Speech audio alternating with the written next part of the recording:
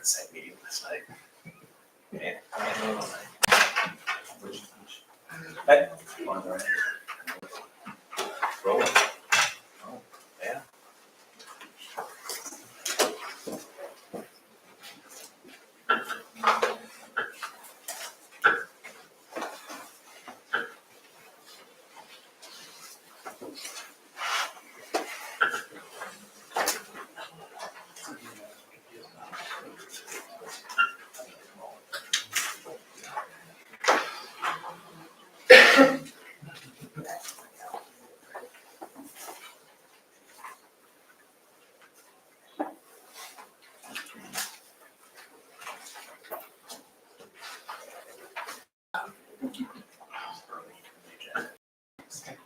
Earlier than listed.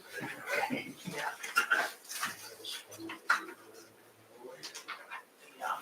it's just the weather. Do you ready? Go first. Call the Stuart Municipal Utilities meeting to order in the council chambers Thursday, September 5th, 2024 at 5:30 p.m. We'll do call to order, roll call, and agenda approval. Okay, Belden? Here. Crawford? Here. Sherman? Here. Jones? Here. Avey here. Okay, agenda approval. Did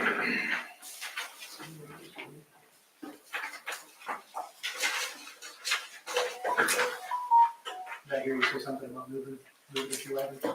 Yeah. Oh, yeah. We need to move number 6 up after 4, and then we need to switch 7 and 8. The motion to move those items. Okay, roll call. Belden? Yes. Crawford? Yes. Sherman? Yes. Jones? Yes. Avey, yeah.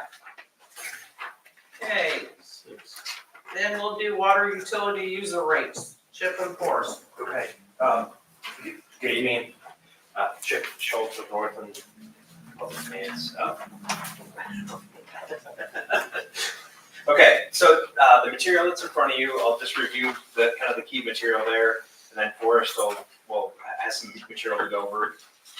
The first sheet that this reviews, this is similar to information that was reviewed at the June meeting. It includes the 3 options that are at the top of the page, options E, F, and G. They include separate commercial meter charges for water, which is basically a similar approach to what you currently have for electric.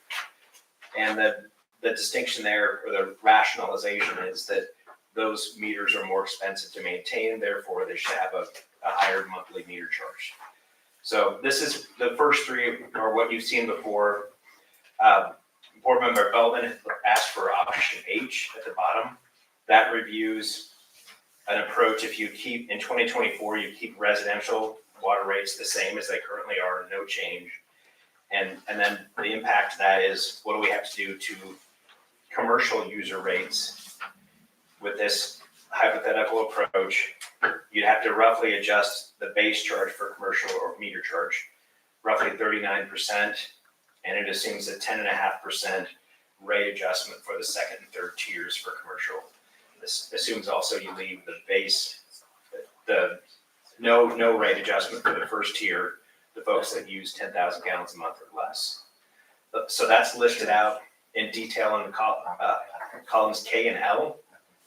No change in residential, no change in first tier, and then the respective changes in the commercial meter charge. That's the 4th row from the bottom, and then the top 2 tiers. This assumes going forward that there's roughly a 3% increase each year. That's consistent with what the utility has been undertaking historically. I'd request and propose that you continue to do that. If you just look at this each year, you can reevaluate that each year and take a different approach each year as you wish. But really, I think what you're looking at, this top sheet, I'd recommend considering options E, F, or G. If you do wish to have a different commercial meter charge for water, the second sheet is what we had looked at with, that's not as many rows on it. We looked at that in May.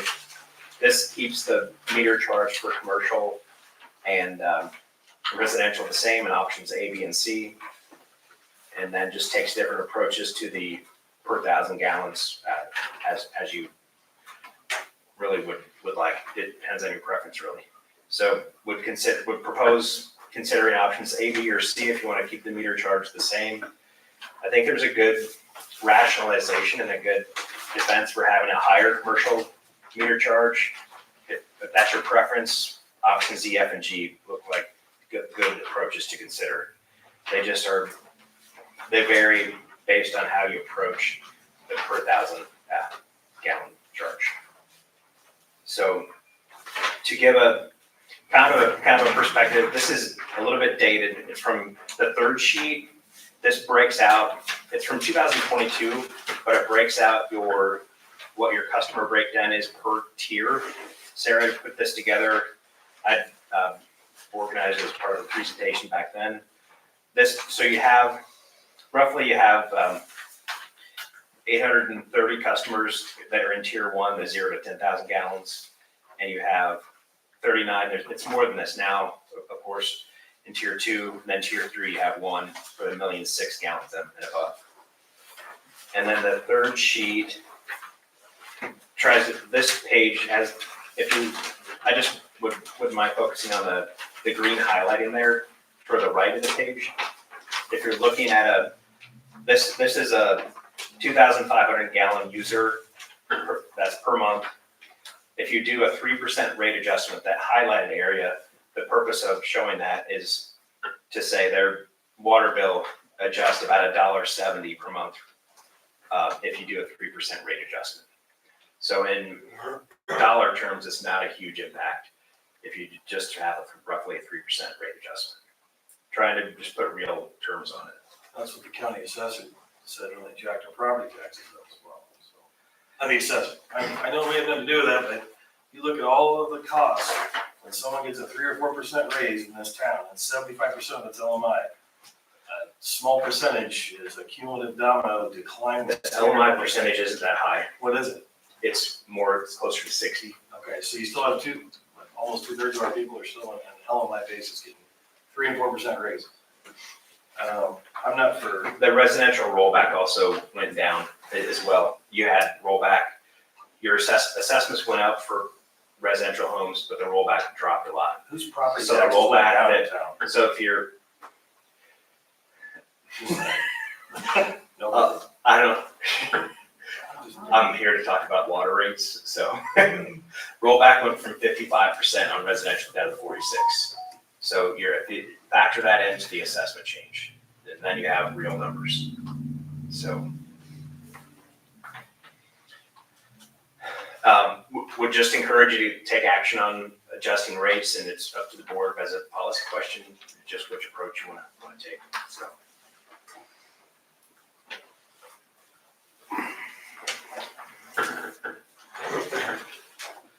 If you want to think about it, Forrest, you want to? I think to Chip's point, it's a decision that we've been looking at for several months. He and I disagree on this particular issue. I don't think we should raise it on our residents. That's just me. That's 90%-ish of this table. Is that right? If a heavier user, a business user needs to raise their rates, it costs, they increase their revenue. You don't have that with the household. If you think of a gallon of gas, loaf of bread, whatever your correlation is to the increase of what it costs to do the same thing you did 5 years ago or 2 years ago. That's why I felt comfortable or asked for option H.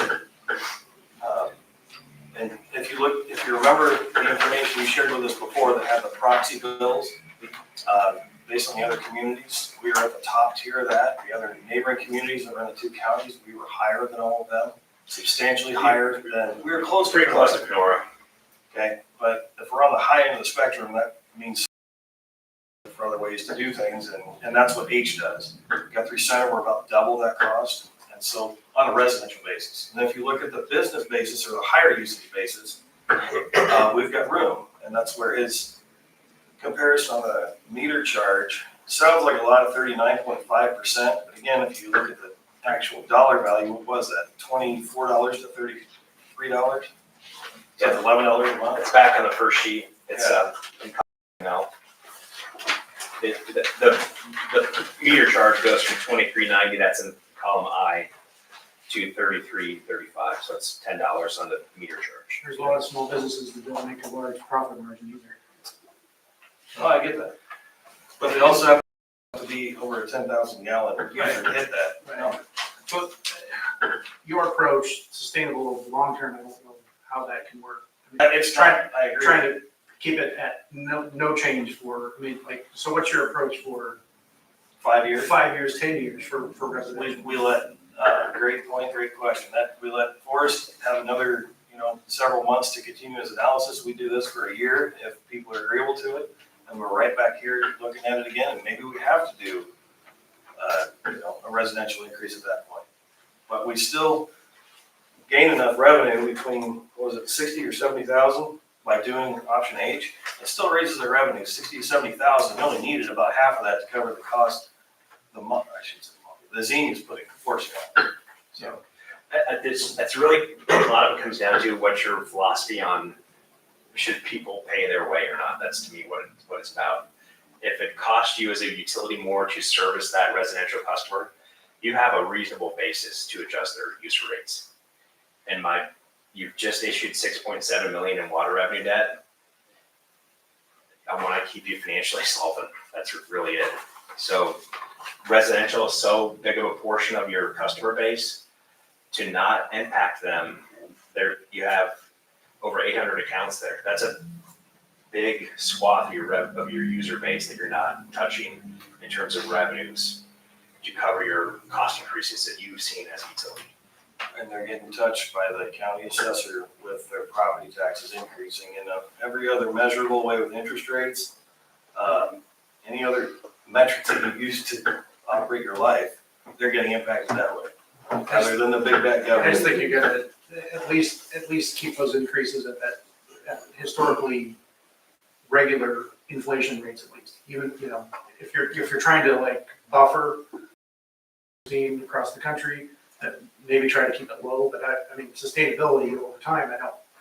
That's fair. I'm not saying that that's my opinion. It doesn't have to be anybody else's. I don't care.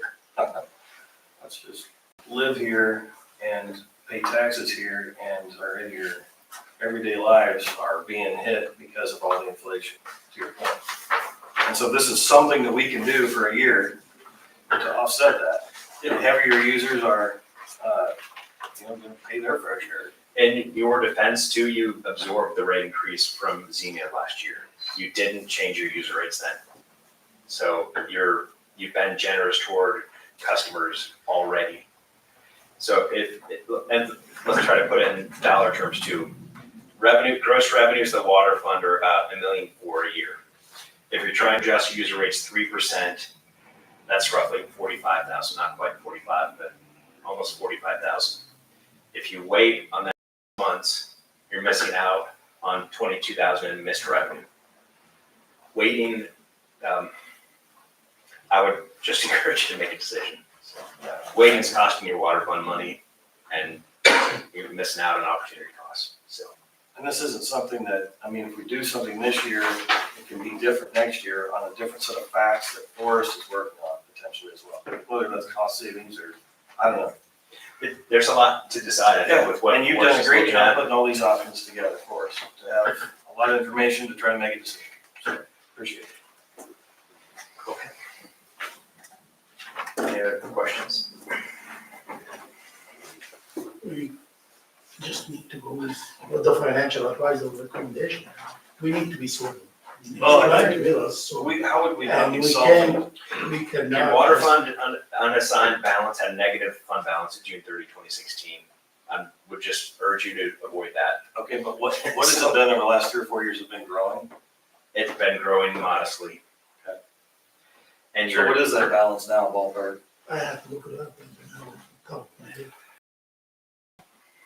You cannot wait. Last year we didn't increase. he's trying to get you to the point of why that you issue bond and that makes a difference. But we still have a profit margin of, I mean, what is our net income? But for how long you gonna keep taking? I just gave a proposal of raising 70,000 in revenue. Isn't this the second year we've had a 12% increase when we've eaten Wasn't all? 12. It's 12, What was it? wasn't it 12? It's between 10 and 12, I 10 can't and remember 12. exactly, yeah. And we didn't raise it then, so.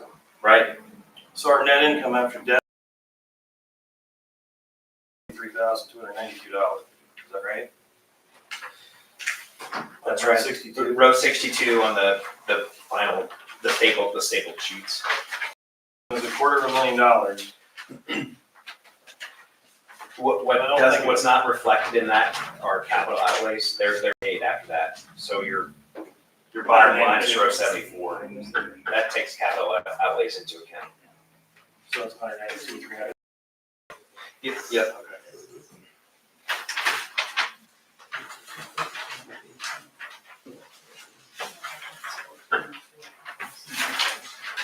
I know it's not an easy decision, it's not, so. Yeah. I just trying to explain that if we have to transition. I totally agree with you. You know, long time ago when we delayed, you know, That's in 2016. we had this. Yeah. And we worked hard to bring it up. So, the nature of the utility business is hard when you get to increase the rate. But our revenue, if our revenue is growing 1.47 from 1.41, the Zenith's costs are only going up what? Or But Zenith, your debt service increased. that was after debt service I'm talking about. Your net income is still 192,000 after debt service. So anyway, it's just a matter how you skin the onion, right? I mean, it doesn't matter. I don't feel as though we should try to pass that much cost to our residents when they've been, if we were back in the, 2005, 2015s and 2020 time period where costs weren't so dramatic, I just think people get kicked 10 different ways. And then you bring in the LMI facet to that, and I don't know. A 3% increase is a pretty reasonable increase. Fairness, I mean, I can understand, you throw a little more on a commercial customer, but like a 40% increase on a commercial customer. It's $10 a month, right? But the residential one, he says the average, we're talking $1.50. I even low income people, $1.50 over the course of a month, it's gonna be hard to notice. Well, if you don't There's, raise it enough, you just means you gotta make a bigger increase down the road. there's That's one right. town around here that just raised theirs and they went up $14 a person. Asshole. You should feel pretty good with $1.50 or I $1.60. agree. I don't think it goes up about $1.50 when you get 3%. So, I'm fine being in the minority. I'm not gonna cry no, about it. I mean, nobody's blaming. Yeah, no, Actually, I have I a just, point. that's just the I way. I don't wanna That's see how I feel about having- something. If the majority wants to do something, that's totally fine. It's not wrong. I'll make a motion that we go with what Chip has brought before us. I think he's done a great job, and like you said, we have eaten 8% for. Which So- option though? What option is that, Sheriff? It'll laugh, yeah. Do you wanna break out different meter charge for commercial? If that seemed to be the direction you're going, I'd look at options E, F, or G. Option what, Z? E, F, or G, that's back on the first sheet. That was common on that comparison unit analysis you did for us. Other towns have that. Yes, yep. I think you've got good defense for that. Ben, do you want to add, or you want to weigh in commercial meters are more expensive to service? Yeah, that's totally reasonable. I mean, E, F, and G are all good options that do put a little more burden on it. So Shirley made a motion to go with your recommendation, which is option E. Hold on a second. What's the difference between E and G? So E takes, if you look at row 9, that is a 3.25% adjustment to the first tier. It's the option F is 2.5%, and then option G is 4.25% for the second tier commercial folks. Option G focuses more on the second tier. That's kind of the That's the distinction. 4.25 there. Right. Are you, I mean, It's broke, if you look at column L, that shows the difference. That is just the percentage.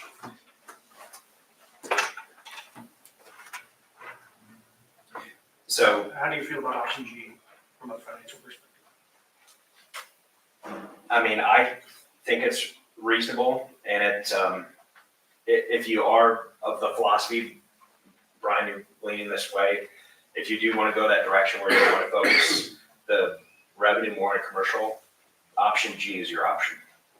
Because that focuses it per 1,000 gallon. Row 22, that takes the 4.25% on the second tier. so, and that, I hope. It's just 2%, it's 2% on the tier 1 and 2% in tier 3. So it just takes a different approach on that middle tier. 2.5% across the board. Option E is a little over 3% across the board. And to me, your better approaches are probably considering option E or G in reality.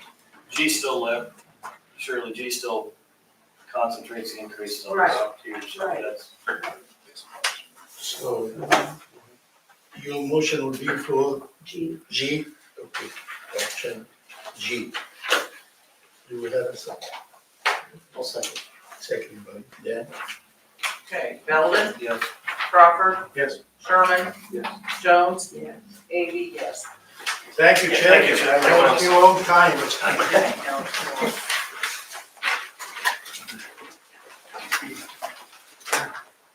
Forrest Aldrich of Eastern Kim. I'm not here tonight to have the board make any decisions on anything, it's just kind of to give you an update on where we're at. So we'll hand out, just want to go through.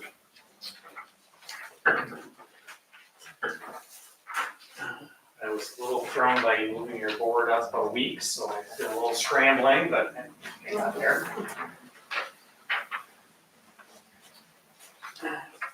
So I just wanted to touch base on a few things we're looking at. One is, what do we think the growth rate of the community is going to be in the next 20 years, so up to 2045. So, talked to Matt just now, and he doesn't have the fuzzy crystal ball. Looked at the comp plan. Thank you, Sarah, for sending that. The comp plan really didn't have a fuzzy crystal ball. We think the population will be. So the best information I was able to find was from a study done in 2019 for the water system improvements that you just finished. And they had projected a 1% annual growth, so that your current population is 1,875 people. And so looked at that, added a 1% growth, and that gets us in 2023, that's 51 lots. Take that times 2.5 people per lot, and that ends about 125 homes or people out there if that gets fully developed. So even with that fully developed, that bumps up your population from 1875 to about an even 2,000. So 2,300 seems to be okay, I think, but I just wanted to get feedback if Matt or the board or Ben or Pat thinks that we might be growing faster than that, but that's kind of the number I'm working with right now. Then we looked at our largest customer usage, looked at the top 12 because we want to make sure we take into account those water usage. And so listed those top 12 that are there and the water usage that they have. Once you get past number 12, which is the Carl Chevrolet new cars, it starts dropping off pretty quick. So those are the 12, top 12 that we're looking at, making sure we meet their demands and what growth they might see. And the big thing is, and this is where I am looking for some feedback from the board and from Pat and from Ben, this is the water supply sources that we're evaluating. And I want to make sure that the board is comfortable with these. If there's ones we need to add to it with these, looking for that input. So want to keep doing what we're doing, connected to Xenia. We get the water from the McMullen Water Treatment Plant on the Moffett Reservoir in Des Moines. That's where the water comes from. Second would be to with the Jordan well, so that's right out east of here, not very far. That's a deep well, so that's 2,800 feet in the ground. So, and it's down in the Jordan Aquifer. So a lot of cities get water from the Jordan Aquifer. We're kind of on the western edge of that. Water quality is pretty crappy, but we can look at water for that and look at what we would need to do to treat that water, what it would take to do that. Third is we've got our alluvial wells. The shallow wells are only 40 foot, 50 foot deep in the sands and gravels over by Redfield. So those are sands and gravels over on the Raccoon River that the Raccoon, and there's good water there. Dexter gets their water from there, Redfield gets their water from there, and your wells are still there, and you use those wells for flushing and emergency uses. So we can look at, we're looking at that, looking at blending the two. So you can maybe blend that water and the Jordan water together. Maybe get good enough wet water doing those two together. Looking at other groundwater sources, the Mississippian aquifer is out here as well. So that's where we're talking thousands of feet deep for the Jordan. The Mississippian is down hundreds of feet. So looking at the Mississippian, and then we're looking at surface water. What we're looking at right now would be if we did something on Deer Creek, 2-3 miles north of town for surface water impoundment. So those are what we're looking at. I just kind of throw it out. I haven't ran this by Ben. If you thought there was some other ideas or Pat that your board has any other thoughts, those are kind of the sources we're looking at. Just like I said, it was just kind of an update. Yeah. So don't know where it's going yet. We'll start looking at the feasibility of these, what the costs are. I need to come out and make an appointment with Ben and Pat to kind of tour what we've got here and kind of talk about things. So I haven't done that yet, but that's on my list of things to do. Just a comparison of these other communities that are treating their own, what are their sources? Redfield, obviously, you already mentioned, like Kenora, Guthrie, and Greenfield. Greenfield's their lake, I'm assuming, but. Yeah, Kenora is a lake. Okay. They get their water from Lake Panorama. So would that be similar quality to what the Redfield wells would be? I mean, I'm asking, I don't know. Yeah, surface water is a whole different kind of thing to treat because if you imagine the stuff that's in lake, you got the fish and the algae. Sure. So it's a more intense process or a bigger process to treat that water. But it's a lot more, can be a lot more reliable. Now, Osceola, for example, until this spring, they were starting to suck their lake dry. So we have to look at that too for reliability. Feasibility, yeah. What about Diamond Head? We can look at that too. Talk about Diamond Head and see if that would be an option. Yeah, we'll look at that. We can see what that cost would be, and then talk to the homeowner association out there, see what they think. Yeah, that's a good suggestion. Like conservation land, not private. Yes, So Lake that's San Roy? it's private. so it's not something that could be a feasibility. I don't think it's large enough by any stretch. Yeah, but Diamond Head Lake is That's fine. That's where. yeah, that would be big enough. That's where I could see it. Who services Diamond Head Lake? Literally where. Xenia, they're on rural water. They used to be on wells, and then they would treat the well water, but as a homeowner association, they just didn't have the staffing and capabilities to do that, and their water quality changed, and the standards changed and they're gonna have to have a bigger treatment plan out there. Actually ran into trouble with arsenic in their drinking water. They looked at doing it out of the leak, but again, surface water, and so they made a decision to go to Xenia, but that was, well, up at the same time that you switched over here. It's like Who are you referring to? Diamond Head Lake. Oh, okay, gotcha. They're on Xenia, right? In this review, is it even a possibility of, if we have a feasible option that's or two or three that are on the table of looking at potentially servicing that area as or approaching them? We could sell water to Xenia, we could do that, but as far as taking over Diamond Head Lake, for example, and providing water from here, I would say Xenia would want to hang on to those rights or sell you those rights. They wouldn't just. I didn't know how much that choice was up to the residents of the area. No, we'd have to look at their agreement, that what they have. Most of the time with Xenia, they have a buyout clause if they switch. Because Just curious. we could look into that. If that looks feasible, we can have those conversations with Xenia and see what their agreement says at that. Especially if we're talking about, pulling water from there. Yes, If that right. becomes a feasible option, like, Yeah. we pull water from that lake, but then it doesn't even Yeah, service the houses right. around the lake. Yeah. You mentioned that the two being blended, we obviously know Xenia is a very high quality source.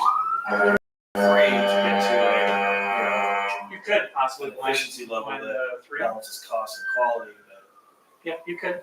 Good gives us point. some. We gives could us look at some, blending all three. um, Yeah, that's an option. How, on what terms, or how do you get to the point where you're shoving water back through the pipes to Xenia and selling that to them, right? Like Madrid, I keep going back to, but they're right along the Des Moines River. So it's much more feasible for them to do that, I get that, but, how do you do that? I guess, we treat our own water and then just sell it back to them, and that's common, or? Yeah. Okay. Yeah. Gotcha. Now, Xenia would need the water and, Yeah. be agreeable to it, but that's commonly done. That cities around Iowa make water and sell it to the rural waters. Okay, so if you pulled the three together, I don't even know what this would look like. You pulled the three together and you treated it on an efficient basis for a cost, or the ongoing annual cost that keep getting, forced upon everybody here. Yes. Yeah, there can be something where you're selling water, buying water other times. I just, you have to have a storage facility, you can use Yeah, so that's, we have, that's kind of what you're talking about is, bringing this stuff up. is an ASR, which is aquifer storage recovery. The Des Moines suburbs are doing that. Basically what they do is they put in a Jordan aquifer well, drill it at thousands of feet down, and then they store the drinking water underground. But they're buying water from Des Moines, which has different rate structure in winter and summer. And so We don't have that. and you don't have that. So that's what they're doing, is they're buying it in the winter, storing it, and then using it for their residents to shave that summer rate. We would have to produce an awful lot of water to put ourselves in a position to be selling water to someone else. Like, Yeah. I'm not saying it's impossible, but the likelihood that we're gonna get enough water here to really be selling to someone else seems very. And I We would shouldn't get our hopes up too much. No, that's fine. Yeah, I would agree with Ben on that. At least this study and this exercise tells us, we can put this in some sort of publication on the city's website to say, whatever our results and findings are that we want to get to us. Right. So when we look at the last item we had to vote on, that we reluctantly have to do, we can say that, Yeah, and Sarah provided a lot of information. I don't know if that from Pat or Ben, but the last time utility looked at this was back in the early 80s. gotcha. And so I think it's really good that the board's, 45 years later now is taking another look at this because technology's changed, the water demand has changed. And so there's a lot of things that it's good to look at this again. Chip, you mentioned something, a treatment assessment versus a rate increase, is that? Yeah, one example, I know Winterset Utilities they had basically a flat per customer, no matter what tier. That's how they approached it, but it pays for they dredged and refurbished their lake, which is their water source. And then when the debt gets paid off, they're gonna evaluate whether to continue that or keep it in place or cease it. And All right, thank you. Thank you. Thank you very very much. Thank you. Hold us up, sir. Number 5, fire pole on property, Paige Williams.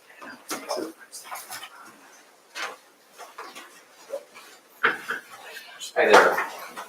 So everybody probably knows that I'm on Washington's building next door. And when I first bought the building, I noticed that there was a lot on the property. And I know that Jerry was talking to him and trying to buy the building. He had said that he talked to Jim Nelson, who wanted to get something in writing that gave them permission to bore and put stuff underground. And I told Jerry that, look, don't do that. I said, just refer Jim to me because we were within a couple weeks of getting something done. And Jerry had told me that he had talked to Jim Nelson and said that, look, you can talk to Paige when we get our deal done. And I got his phone number and everything. And I didn't hear from him, but then after I purchased the property, they were up there boring and digging without my consent or without an easement or without anything that said that they could do it. And I kicked the contractor off 3 different times up there who was boring. And he kept telling me, well, you gotta talk to the city, you gotta talk to the city. So yeah, I went back to my my title opinion on the property that shows a CenturyLink easement, which was Northwestern Bell at the time, and a gas line easement for Mid-America, I believe, but nothing from the city of Stuart. So in talking to the attorney about it, he said that I needed to approach you guys to figure out what we can do with all the underground that's there, because that's basically, anybody. It's a devaluation of property if you don't address it correctly. And so I'm here to ask the board what they'd like to do about the underground that's on my property, the power pole that's on my property, and everything else that's underground there that has no easement or never been agreed to. Does any of that pertain to us besides the light pole, the power pole? Like the CenturyLink or the cable or Mid-America? I'm not sure. Gas line easement, I think, and so did Wells Northwestern. That's all that's showing on my. But like for Jim Nelson, does that have anything to do with us? I know he came and told us that they were gonna be putting that stuff in, but so does that have anything to do with us, or does he need to go to Jim on that? Well, it did at the time because they were also pulling conduit for power and shoving conduit through the property for power to the businesses that power pole supplies. We did, because remember, we had kind of an agreement with Coon Valley that they would put in a conduit for us since they were already boring in certain places. I knew we had that, but I didn't know where for sure it was all at. To Yeah, it's do kind of that. a spider web So, of stuff back there. So should have Jim got an easement or? well, we put conduit, when they did theirs, we ran it, we had agreement with them that they would run it. So we have it there. So since we have it underground there, does that pole, is it being used or can it go away? Well, that pole everything off that pole was overhead. we really didn't get any usable amount of electrical conduit in there because it affects those buildings there. Right, the first four, Right, right? So and the conduit in it we can't use? I don't know that they finished, what I mean is they didn't finish putting it in, because there was more to be put in, and we kind of came to a stop when Paige became concerned about it. And that's where we are right now, because the only way to get that pole out of there is to put it underground. So is that feasible to allow them to bore, well, they're probably done boring, right? That's probably. Well, they are for now. But don't we have a bore? But the question then becomes, We the have to stuff have an that, easement. yeah, the stuff that's there that doesn't have an easement, you know, what are we doing on a private citizen's property? What is? That we're not supposed, first of all, we don't have an easement, we don't have a legal right to be there. And so, what are we doing? Now, I mean, we can't have it both ways in the city. I mean, I got dinged on the power pole the other day. But, no, that doesn't really resonate with most people. You know, you're gonna hit the resident, but not hit the city. No, I'm not here for tit for tat. This, trying to get this figured out was long before that is, but that's on my property illegally. Now, what can we do about it that doesn't require an easement for me? It requires none of this on my property. Because if you're to put it on my property, realize the spider web of all these underground conduits where they're gonna go to all these businesses. And then that makes that property unusable ever. But you can't build on it. Correct. You can't ever do anything.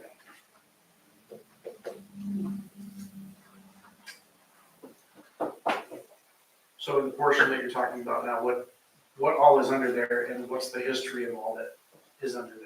So, in other words, what do you mean? The actual, things that are bored under that and placed under that property. I don't know. I don't have the answer to that. Well, I think what Pat, I don't think you're on at this point. When Coon Valley came and asked us if it was okay to, you know, that was basically the question. I don't know if the property line was determined at that point. And maybe I'm wrong, so speak up. I'm just trying to. I'm trying to understand. I think Are we talking, are we bifurcating this and saying, are we talking about the old stuff that's been there and then? we'll talk Well, about- even the old stuff that's there. Right. Shouldn't have been there. So that's what my question is about. Yeah. Is So there, if old stuff has been there for 30, 40, 50 years, what all it entails? But Right. is there a point where it's almost like, it's been treated as an easement, even though it wasn't?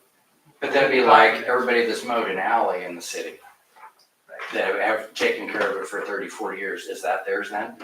That's You know, I mean, you know what I mean? I mean, don't isn't that the same premise? I'm raising the that- question that we need a legal opinion on that, probably to know what that means. Right. If something's been, the new stuff is probably easier for us to just talk about and say, well, Right. there isn't an easement now, then what do we do about that? But let me ask I you think there's this. a big assumption there's an alley through there. I always thought East there or was an west, alley. and there's not. That's the thing, that's the point. And that pole services several buildings, what the solutions are, I mean, it's going There's not underground. there's not a lot of good options Yeah, there. so Had Jerry or any previous owner of that building I was just ever given permission? I mean, even, verbally to say, yeah, go ahead, or I don't care if you do that. But at that point, it becomes ambiguous at best. Somebody can say, well, yeah, they said that we could do it. Jerry may not remember it, hell, if it was 20 years ago. But at what point is it, again, not the city's right to even have a pole there if they don't have an easement? Now, we got a 1964 easement from Northwestern Bell. They did it right. We got an easement from Mid-America. They did it right. So now, where's it for this one? Because just because it's 20 years old, we got people who've been taking care of alleys for 20 years. Is that theirs too? No, Or not? I agree with you. I think we should get a legal opinion. We'll have to, Agreeable because- to that.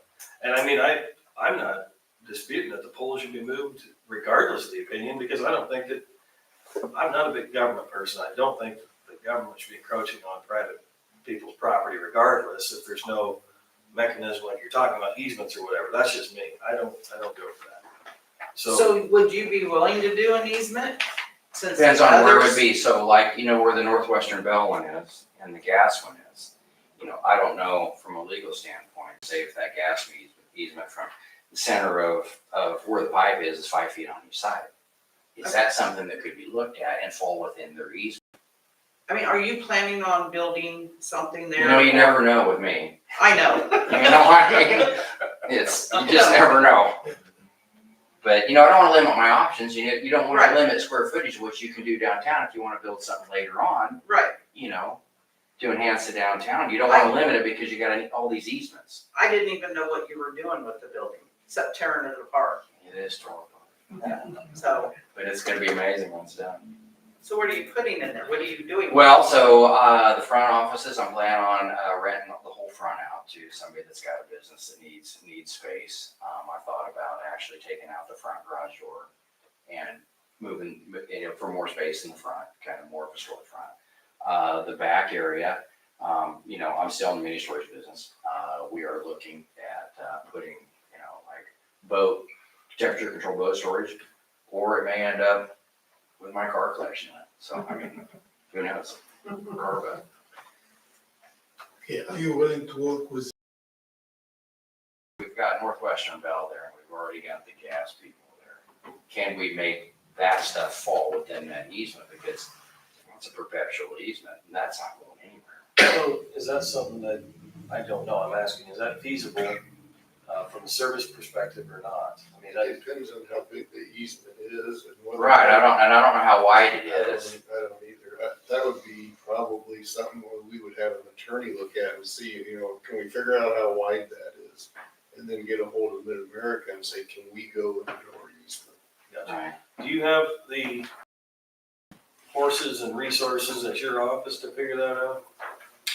We could put we have surveyors that can do the easement documents and, you know, and work with the attorney on, you know, what can and can't be done, but part of it is, you know, right now, you know, I went out there, there's 8 drops, including a 9th drop coming between the poles that are feeding those businesses along on the south side of Second. So how do you get across Page's property to each one of those 'Cause businesses? it's basically hemmed up. I mean, the corner of my property, you can't get anywhere else.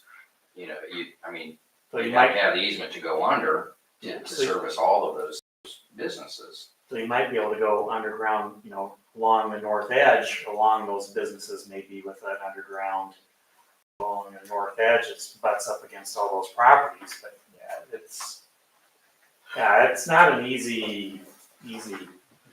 So is the right direction to refer this, have work with the attorney as needed? Since the attorney's just trying to cost. I didn't say that out loud, but, and for us to try to determine an agreeable solution. I would like for at it, and I think Dwayne would be good at it. okay, move the first item to Forrest and Dwayne. Yeah. Is that Because there's okay? something that goes beyond just patching whatever this problem is and looking at something more. This was a Band-Aid 2, 3, at one point 4 put together. blocks. and- Now, I'm here to find a solution that everybody is good with.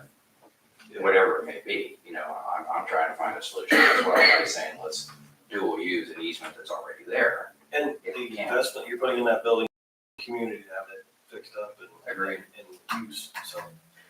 Okay, move the first item to utility engineer for Yeah. Sandwich and utility attorney Dwayne. That's fine. You good with that? Yeah. Need a motion? Move by Dwayne, Second. second by Kim. Okay, roll call. Belden? Crawford? Yes. Sherman? Yes. Jones? Yes. AV, yeah. Thank you. Thank you. Forrest, glad you came tonight, right? I mean, you're gonna walk away with it. Okay. Overhead power line grants, cost plan, and employee retention. So I just had done some research on, grants or very overhead, underground where it's needed and available. So the south side's done, the north side's not. What type of plan can we put together? I don't know. It's important to me that we put some sort of plan together. We did for water lines and implemented that, okay? So I don't know if it's financially viable. I don't know if what that cost would be, because wouldn't want to raise rates to do it, obviously. So we need to get some federal government money to pay for it. But anyway, Forrest, I emailed him a grant that I found, and I don't know if you can share how that works or. Yeah, I did look at that. I'm not very optimistic about that. Perfect. That one. I have to share with the board, but Are there other ones that exist that, it's pretty tough to get grant money for burying electric. You can, but you've got to show a benefit cost ratio. So you got to show that it's got to be more than one. So you've got to have costs to show because the power is above ground and the ice storms and the blizzards or, whatever cause all, these costs to be incurred by the utility. And if we bury them, then, here's the benefit of saving that future cost. So if there's a lot of money that we've spent as utility over the last 20 years because of ice storms and blizzards and stuff, because the stuff is above ground, then we might have a chance. But I would need some research done on The way it that. is now, 99.9% of our high voltage is underground now. So, we're really just talking services. And Dustin spends an awful lot of time when he has time cutting trees out of services, but. Well, So as back far when as we saying, originally, but when a blizzard or like what you're talking, where we have a lot of storm damage, when we're losing services left and right and having to put them back up, it doesn't happen. We haven't had much of that, maybe one a year. so can you look at another community that's had this impact and say, this is our cost, but here's the exposure? Meaning, like, Adel was impacted by derecho, right? A number of years ago. You've got to show, There's gotta be- you got to show past costs. You can't just, Here. yeah, you got to show past costs. It's not just exposure, it's gonna be Right. incurred cost. back when the south side was, they offered us a payment agreement, and it was a low payment agreement at the time, and we paid it off. The residents did. So, that would be our first option to go with CNS, then doing it underground to protect, so you don't have that. But I think it issue with ice. was required, right? When the south side was done, it was required to, We so could to me, it offer should be the same thing. But On the north side. things have changed since then because things could be done back then a lot cheaper because you could do Well, I it agree. yourselves. You could have friends do it. There was no law like there is now with the inspector. Right, This state inspection law we have now doesn't allow anybody that's not the homeowner can work on their own house, but it still needs inspected. But other than that, you got permission, and that's what they require, and that's what really jumps up the price on everything now. So To go to what it's gonna cost here, it's tremendous. plan. Tree trimming would count, but. Well, I don't even mean to, if the grant is such a, it's not worth the work to even size it up, I get it, that's the answer, but it still doesn't mean that the south side doesn't need to be put underground. How do you develop a feasibility study to understand the cost to do that? Yeah, I mean, and do you have other quite, communities? quite frankly, I'd recommend you talk to DGR and develop that. Gotcha. That's who you've been using for the electrical side for quite a while. Shirley, I got a question. How long did you give people on the south side to put their I electric think on? they had a year on the payment agreement, and if they couldn't reach it, I think we extended but they paid it off, I realized, like Pat said, it's probably what, $1,000 to have somebody come in, Right. do a service? Try three. Is any of the work able to be done by our people? We could put the line in underground. But then they'd have to have the inspector. But with everything else that we do, it is hard for us to go out there and start just Schedule one and every, schedule, putting them Like, all that's- in at the same time, Right. maybe a couple a year. But that's what I'm saying, so how do we make this a more robust plan you could implement that you understand the cost. I mean, is it just an outsourced type of deal? And we save so much money by not having that cost that you're talking about, when you do have problems. I don't know, I'm just asking. You get the south side done, it'd be nice to set as a goal, over the next 3 years or whatever, however that works, I don't know. Cause we're probably looking at 250 or better, maybe 300 more services that need to go underground. Yeah. And I And think, we're not gonna see that anytime soon, just because of the workload we currently have. So I don't see how we do it without outside. that's what, if that's the answer, then that's what has to be discussed, but, if there's a portion, if it's an 80-20 deal where we do 20% of the work, and it's, never mind, we'll say, our target, to design that, but the 80% maybe is carried by a contractor, and we jump in on 20, right? I don't know what that is, but that would be a DGR contract, or, Well, DGR would be good at it. What we would run into is you get an electrician, they take it and they put it into the house. Say they got a fuse box. There's another $2,000 to change out the fuse box and put it in the breaker box. I mean, it just keeps growing. yeah. I'm just saying that it was done on the south side successfully, I don't know, I think it's an important. It was a cost thing back then because you didn't have to have anybody oversee it. Yeah. Right. Now it has to be overseen by the state, and that just drives the cost through the roof. Once they start now you're getting into the house and all of a sudden the inspector's looking everywhere. Yeah, it is. So if you have a citywide project, is there any use of trying to talk with the state, saying we're trying to get this project done? Well, I don't know, we can't be the only town that's looking at this, right? I mean, there's gotta be case studies out there to say, these guys did it well, these guys did it poorly, and you know what I mean? I mean, we're looking at X number of homes. Right. How can we do this in a manner that satisfies you from a law perspective?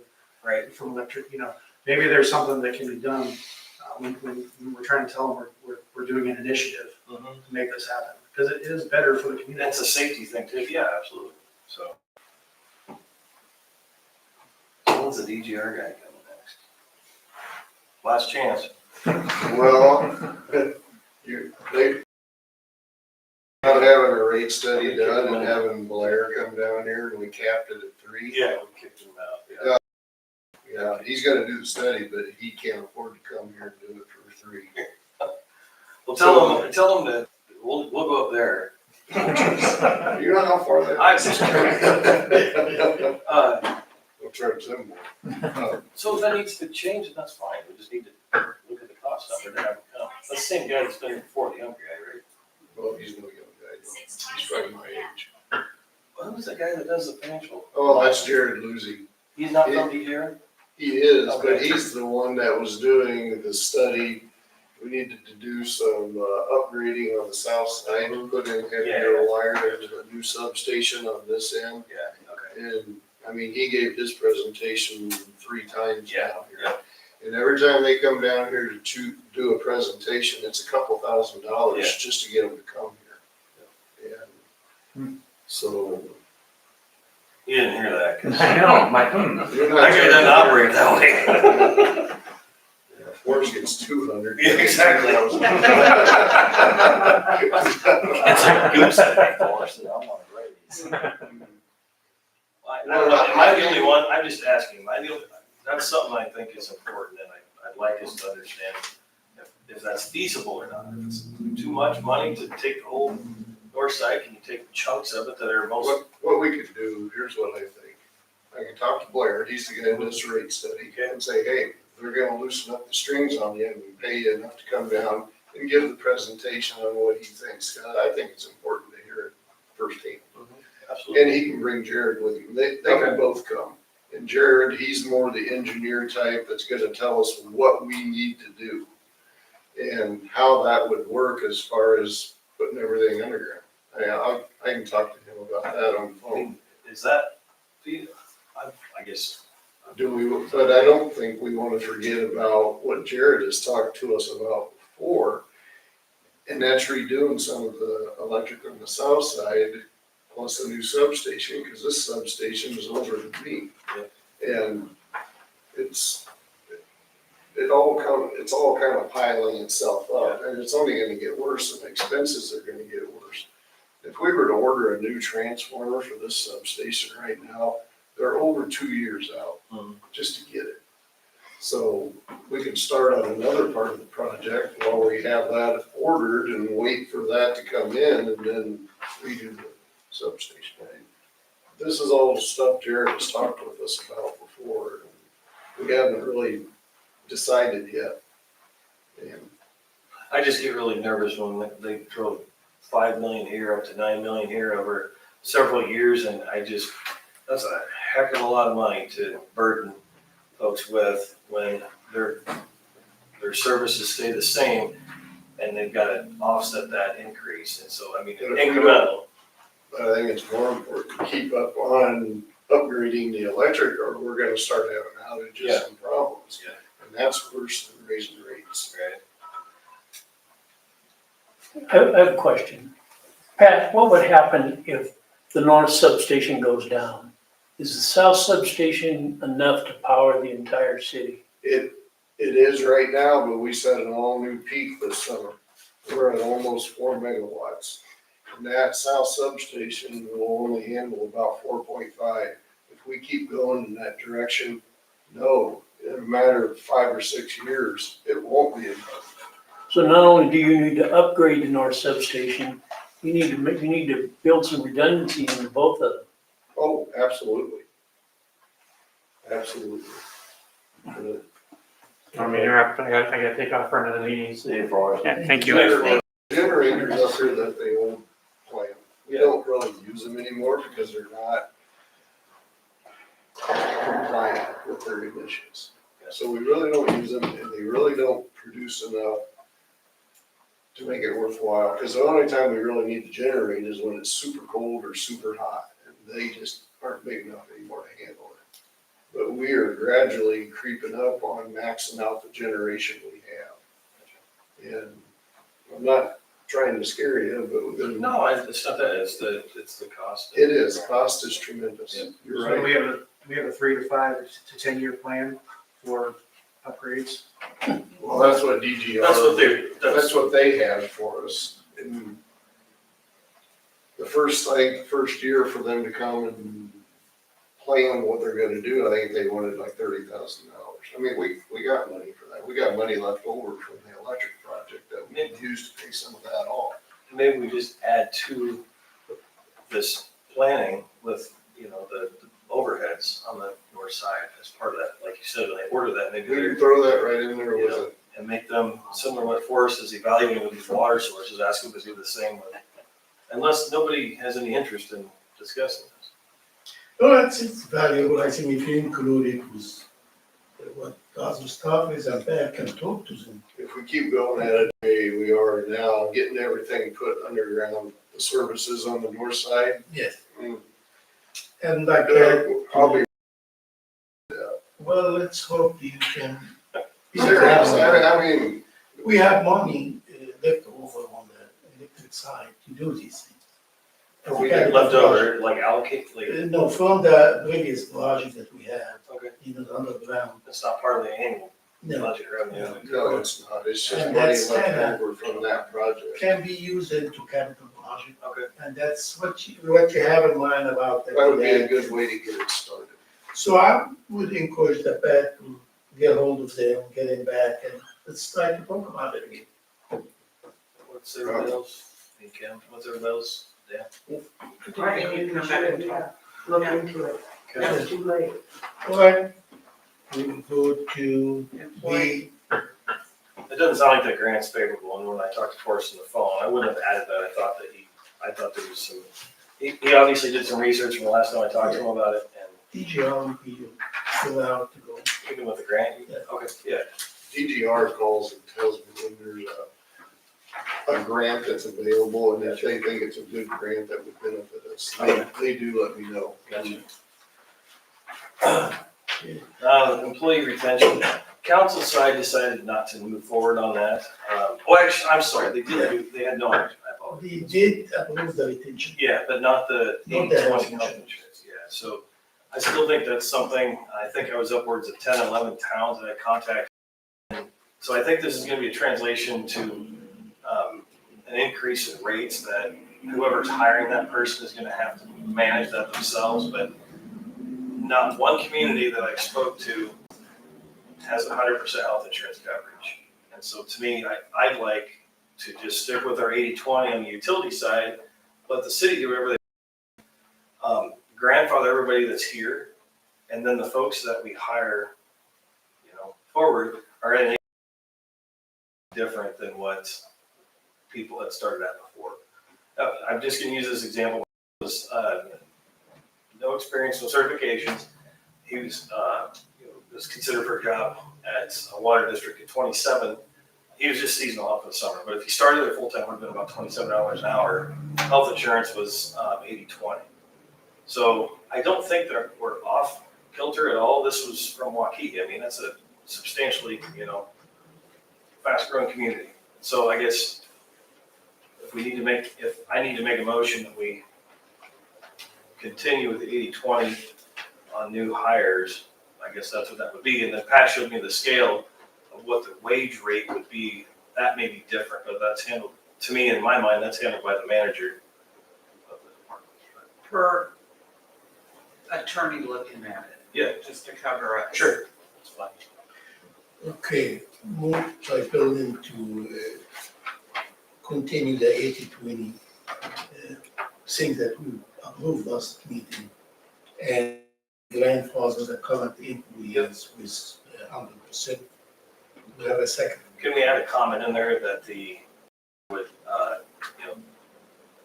if they've been advertising at a certain rate, that rate may go up to offset our costs. That's all I'm getting at. We'll leave it to that Yes. discussion. Right. So do we need to? There you go, that's the word you used, description. Per attorney checking it out too? Yes, of course. Okay.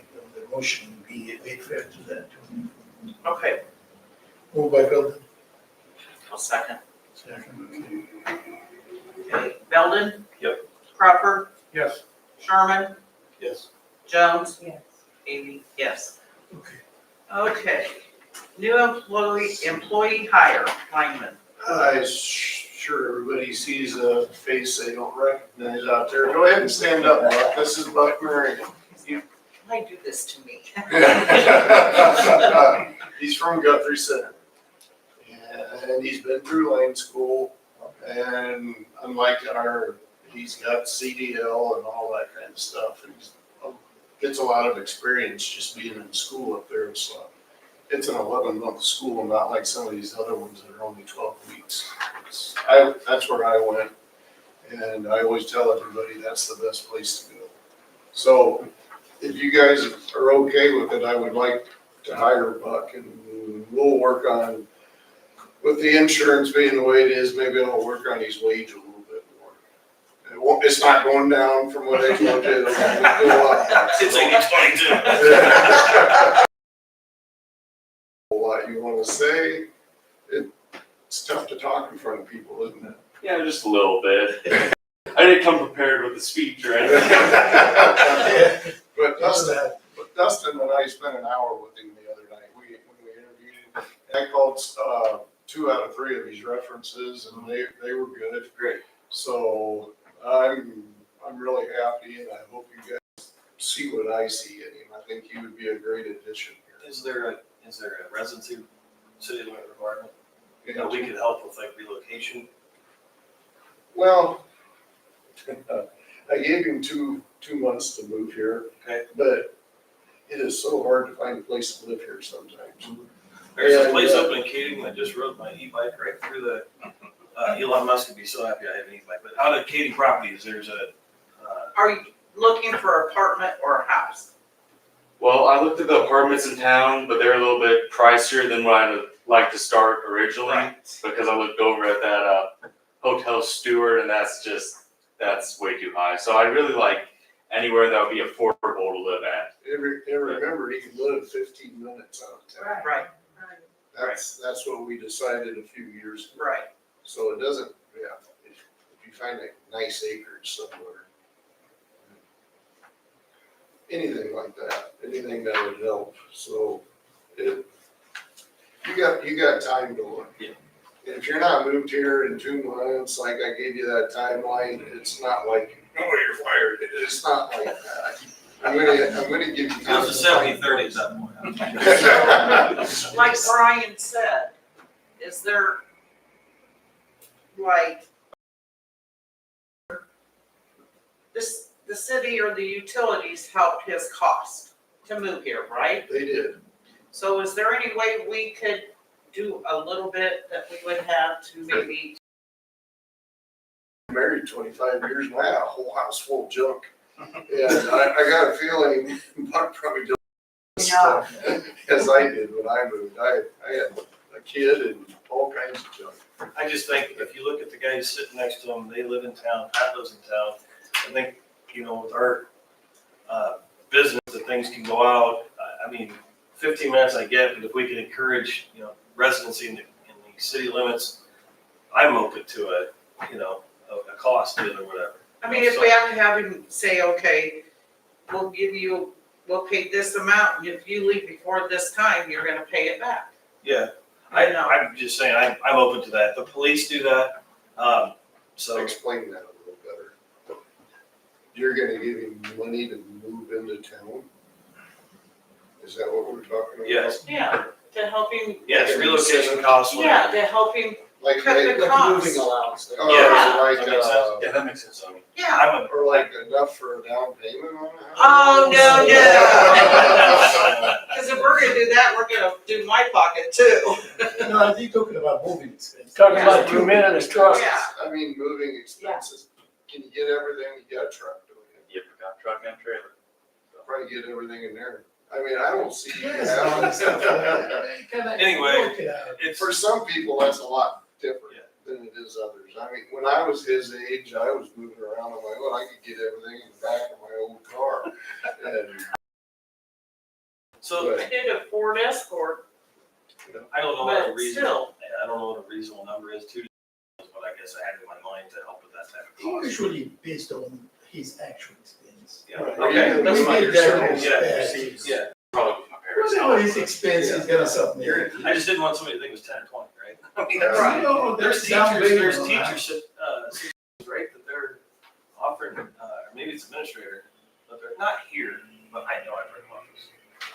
They're making part of contracts to get teachers in rural areas. They're offering them like housing It's a allowances. cool- That's not what I was trying to get at. It is a common thing. Yeah. But whatever Anyway. expense he has, he yeah, can submit it he's to gonna bank move and- himself. I don't see you using a U-Haul. I got a livestock trailer, but I wouldn't use it. Okay, But now, but we, if you want, I mean, that's great to set an amount that you wanna help with. Yeah, that's what I'm trying to get at. I didn't want to think it was like a down payment for a house, more of And is an it, up to number. or is it something. something that he's gotta pay back? Cause I never paid mine back. I didn't have to.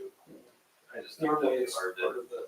It's part of the Higher package. package, Yeah, yeah. But I'll tell you right now what I got. I got 1,500.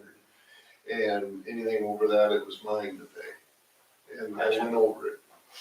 I was closer to 2,000. That's almost 10 years ago. Yeah, so 2,500 to 3. No, you're not out of the ballpark. okay. So we got that taken care of. You- Now you can get a U-Haul. Gotta get around here now. And you gonna leave the salary to Pat to determine? Well, you and Pat.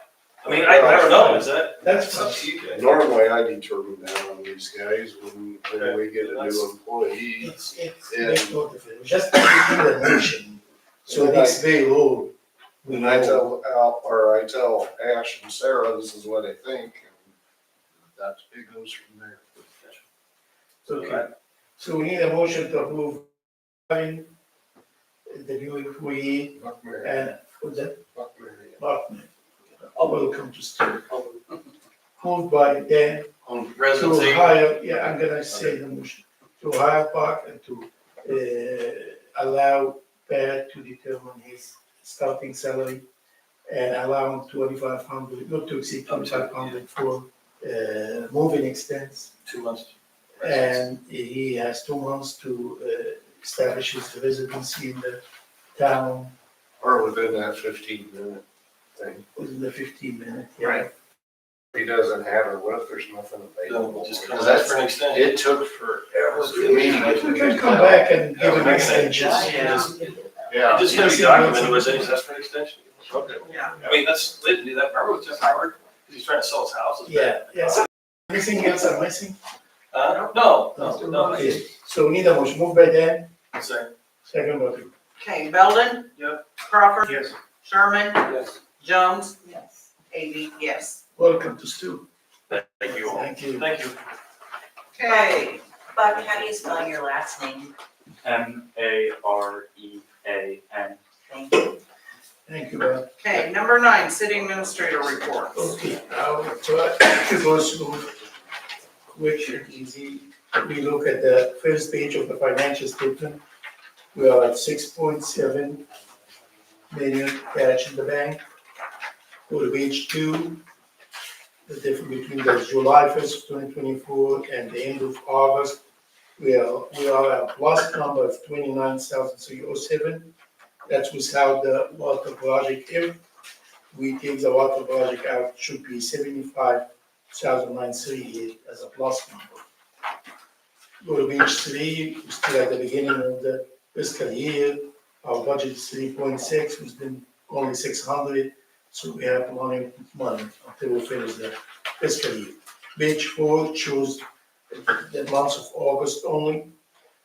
Difference between the beginning of the balance in August and the ending of the balance. It shows 41 with the, without the project, shows 48,000 as a profit. Next page is the breakdown of your budget, of course, it's all plus number. Go to our favorite report, the delinquent account, we only have one, show. And that take us all the way to the end of the report on page 3. The next report is a delinquent account paid in full, no change. And that takes us all the way to page 4. So there's few blank pages, sorry about that. Next report is a payment agreement. We only added one person with a check mark, the same names. The next report is paid in full payment agreement. We have two. They will be shown on page 4. There is one. Page 5, there's another one. And that takes us to page 7 was the end of the report. Next report, the budget billing, no change. Report after that, disease and bankrupt, no change. And the last report is just review information about the offset income. That takes care of the report. Okay, number 10, public forum. Nobody? Nobody. Okay, we don't.